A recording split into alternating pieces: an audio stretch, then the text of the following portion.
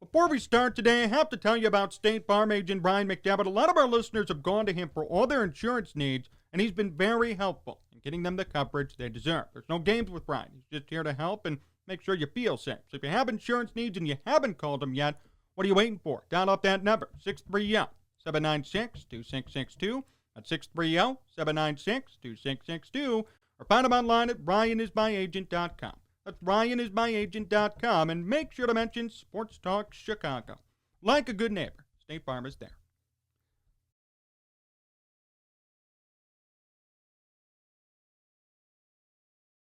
I want to start today with this. In baseball, there are two different contenders. Only two. Legitimate ones who look like they're going to win the World Series. White Sox, great example. And pretender contenders. The ones who look good in the beginning. The ones who may even sneak into the playoffs, then they get bounced in round one. Think about the Cubs in 2008. 97 wins. What seemed like a great team, big trades, big money, big names, bounced.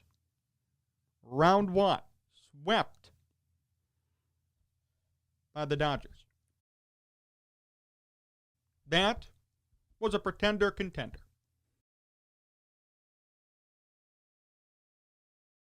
Now, baseball is unique in the sense that it's one of the only sports that has lots of pretender contenders. The season is so long that you could have teams in June, May, look like contenders and they drop out. You can have teams that heat up late, then drop out. Over 162 games over this many months, there's so much fluctuation, so many changes, that pretender contenders are the norm in baseball.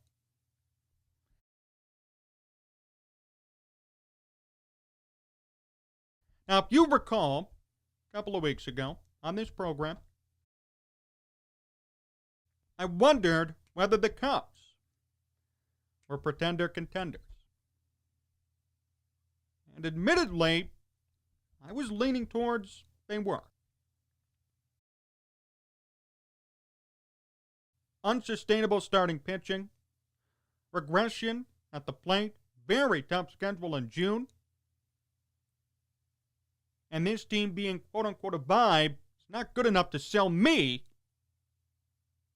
on how great they really are. Remember, a vibe is immeasurable. I want something measured. I want substance. I want content. I feel good about this team. So yes, I questioned it. I didn't know. But after they swept the Cardinals this past weekend, and they seem to be handling this tough June schedule, my opinion started to change. Now, for those of you who know me and who've listened to me way back in 2018, 2019, I've always maintained the same stance. The Cubs have to rebuild. And even with this team, it's apparent that this won't last. Even if it's just this year, which is great, over the next 5 years, this is not a sustainable model for success. We can all agree on that. But that said, I don't know if the Cubs are pretenders anymore. Through the first 30, 40 games, they played okay. Won a couple of good ones. Swept the Dodgers. But the peripherals showed a different story. We saw guys not hitting. We saw the rotation with fives across the board. There was nothing that indicated to me that this team would be great. That's just a fact. I saw a couple of lucky wins, good team chemistry, which is important, and a very daunting schedule to come. That's all I saw from this team. And I thought after June, they'll be 500, they'll make some trades, and they'll move on to the next chapter. But if you recall, I said this too. June is the Cubs' test month. If they get through June, winning record, dominate even, I can't say they're not a contender. They're only facing one team this month with a record under 500. That's it. So think about that. If the Cubs get into this month, if they end June with an above 500 record against all above 500 teams, logically, you have to say they're a contender. There's something. This is a real team.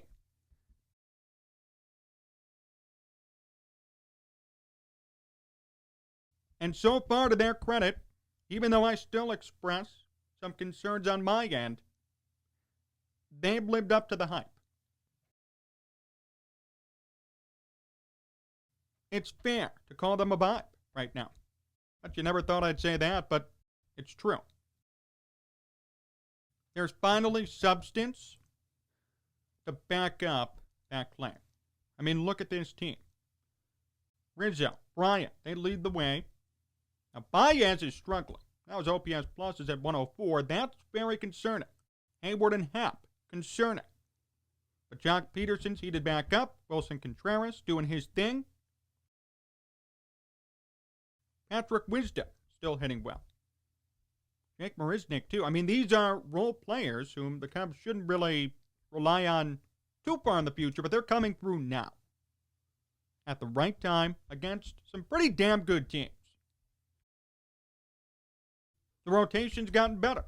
Hendricks and Davies have lowered their ERAs. Alzolay's on the IL, but usually pretty reliable. And how about this bullpen? Craig Kimbrell, Tepera, Chapin, Winkler, Brothers even. Keegan Thompson, Maples, Tommy Nance. I mean, this is the best Cubs bullpen I've ever seen in my lifetime. I'm being serious. This is better, statistically, than the 2016 bullpen. That's just a fact. Look at these ERAs. We're talking about a lot of players with ERAs under 1. And almost everybody with an ERA under 2. You don't see that every day. You don't see that at all in Major League Baseball.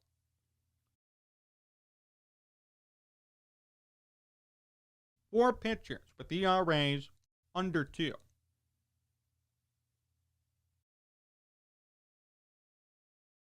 That's unbelievable, and I hope it's sustainable. That pace might be tough to sustain, but I'll tell you this much, they'll stay under 3. Everybody in that bullpen will stay under 3. I could totally see that.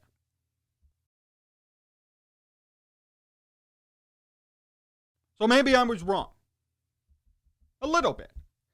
There's still a lot of time, and if the rest of this month goes poorly, well, we're going to have a separate conversation again. But right now, based on who they faced, how they fared, what's to come, their projection and trajectory, they're not a pretender anymore. Now, does that mean next year, year after, they're going to be great and this thing will continue? No. No. This is a one-year thing, in my opinion. This is not sustainable. This isn't a new renaissance, new core. No. But for this year, for some reason, everyone's coming together. Look, they're all fighting one cause. They're all fighting, essentially, against their owner. It's like Major League. Exactly like Major League. You got an owner, GM, who really wants to sell everything, move the team down to Florida. And you've got players standing up for themselves. Playing their way out of a rebuild. Showing that they have more talent than what it says on paper.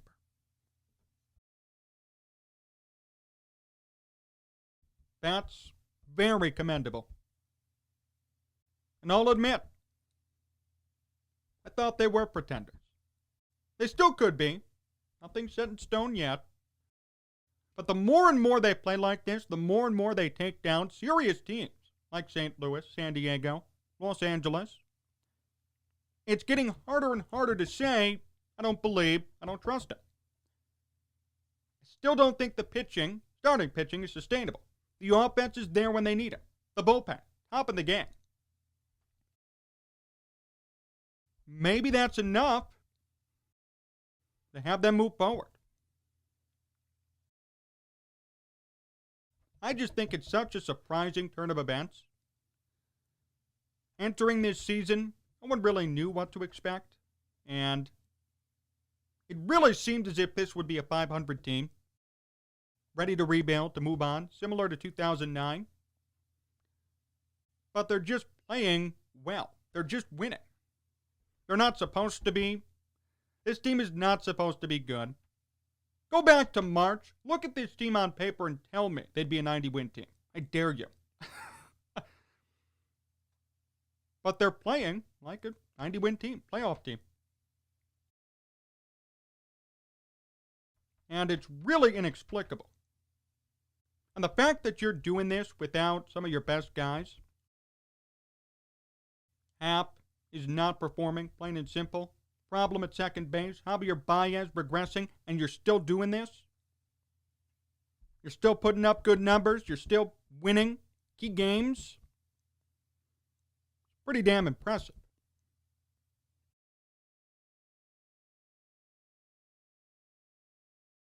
The only thing that's really going to be their problem is their schedule. Milwaukee, whom they're competing with now at the top of the division, they have a hell of a schedule. Very easy. The Cubs are the ones that have to really struggle here for the rest of the month. And the Cubs' big problem is playing away from home. 14-17 on the road, 24-10 at home. You have to do better on the road. That's going to be your big ticket to the playoffs, to winning the division. The Brewers at least are above 500 on the road. 18-12. You gotta play better road baseball if you want to win this thing. Plain and simple. I mean, that's just a fact. You can't be going under 500 on the road and expect to win a division. Every team that makes the playoffs at least breaks even on the road. They're never under 500. Those are teams that are at the bottom of the division. Like the Pirates or even the Cardinals. Cardinals are under 500 on the road. And they're 32-33 on the season.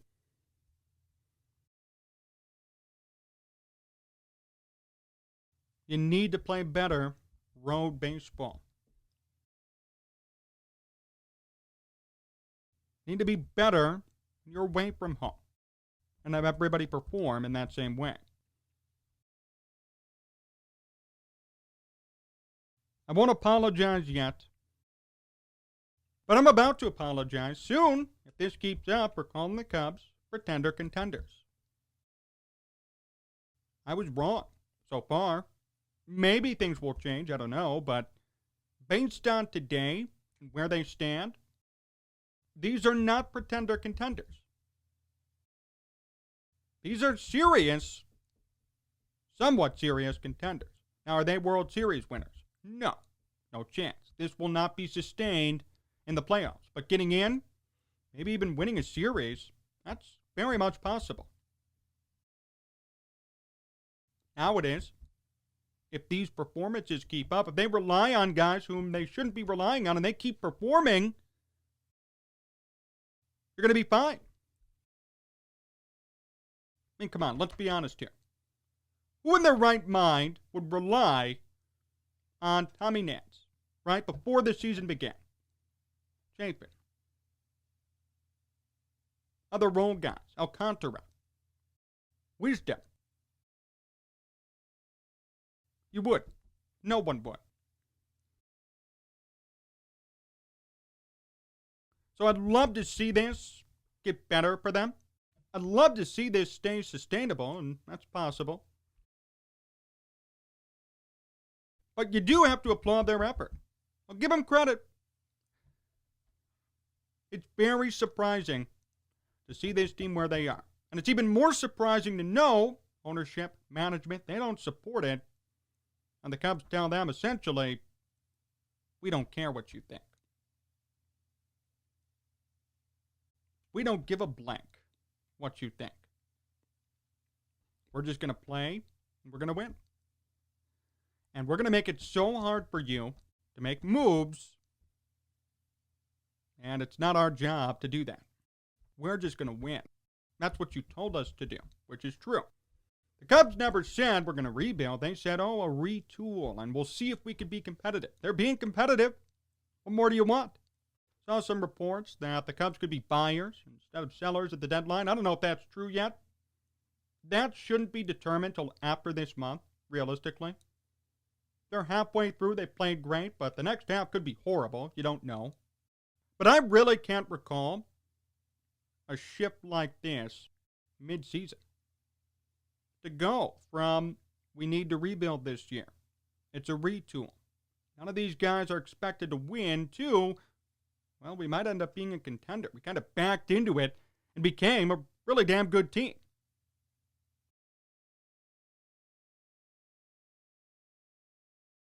I was one of the non-believers, and today I'm still a bit skeptical.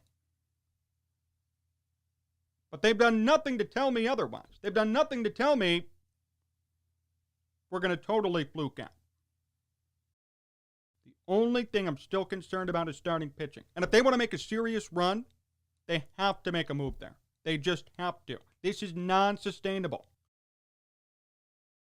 I mean, what's your playoff rotation going to be? Let's be honest here. Hendricks, Davies, Arrieta, maybe Alzolay if he's healthy. I mean, that's just horrible. Horrible. Hendricks is recovering. I don't trust Davies, nor Arrieta for a fact, and Alzolay's hurt. And Young. You need a real starter there. Somebody who's established. Can't go bargain shopping and bring in Trevor Williams and tell me everything's going to be okay. You need a real established starter, a 200-inning guy that you could trade for, who could come in, eat up innings, and post a respectable ERA. You need one of them at least. If you could get two, that'd be great, but one. This rotation needs to be better. Because here's the thing, and this is going to be their big problem. The offense is there. They're hitting, despite the rotation giving up 5 runs per game. What happens when bats go silent? What happens when Patrick Wisdom gets into a slump? Alcantara. Bryant or Rizzo. What's going to happen? They need offensive production. And if they go into a slump and you're still at a 5 ERA, what do you think's going to happen? That's going to be the biggest problem for this team. They're actually too reliant on their offense right now. Nothing wrong with that, but you need to have something to back them up. You can't be sitting there saying score 6 runs a game to win. That's asking way too much. Way too much from them. They need to invest in more pitching, and if I were them at the deadline, that's exactly what I would look for. Pitching. No bullpen help, they don't need it. Not even hitting help. It's not necessary. Go after a pitcher. And only do that if you really see a future here. Again, if they drop everything, if they go 0-14 the rest of the month, don't do it. They have to finish above 500 this month to prove to me, to prove to everybody, that they are a real contender. If they beat contenders and they win against contenders, therefore they are a contender. If they go 500, if they drop stuff, and at the end of the month they're under 500, they're not a contender because they can't beat the good teams. So it's pretty simple. Very simple, actually. There's no more really wondering or trying to piece this all together. Have to wait till the end of this month. That's it. So far, early returns couldn't be better. And I really hope it works out for them. But it's time to sit back and really study this team come this season. Have about 2 weeks here, 2.5 weeks. Let's see how they respond. Let's see where they stand. And let's see if they could beat those big-time contenders. That's going to tell me everything I need to know about where they're going for this season. More to come here on Sports Talk Chicago. My interview with Adam Rank comes up next, so stay tuned.